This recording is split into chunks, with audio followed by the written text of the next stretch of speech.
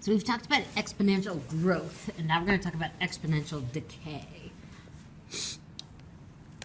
So the graph of exponential decay starts very high, decreases quickly, and then kind of levels off. Looks something like this. And our equation is the same as for exponential growth, a times b to the x, except this now is our initial value like it was before. The b is our decay factor, which just means that b is less than 1.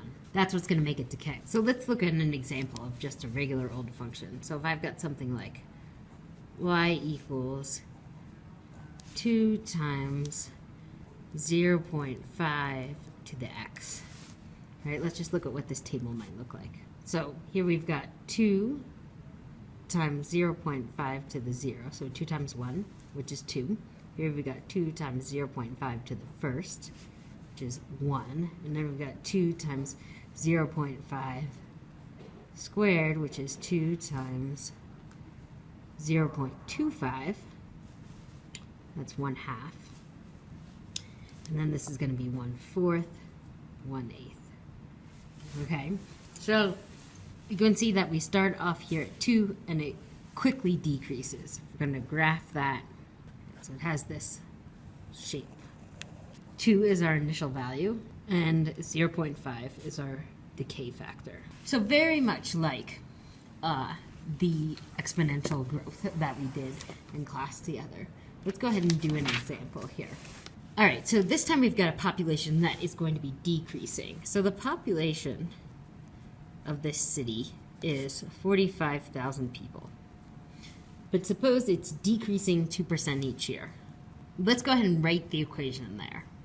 Well, this is going to be my initial amount. So that's going to be my A. Now this 2% we use to find our decay factor, just like we used to use it to find our growth factor. So our decay factor is 1 minus 0.02. So 100% minus 2%, which is going to give us 0.98. So our decay factor is always our percent decrease subtracted from 1.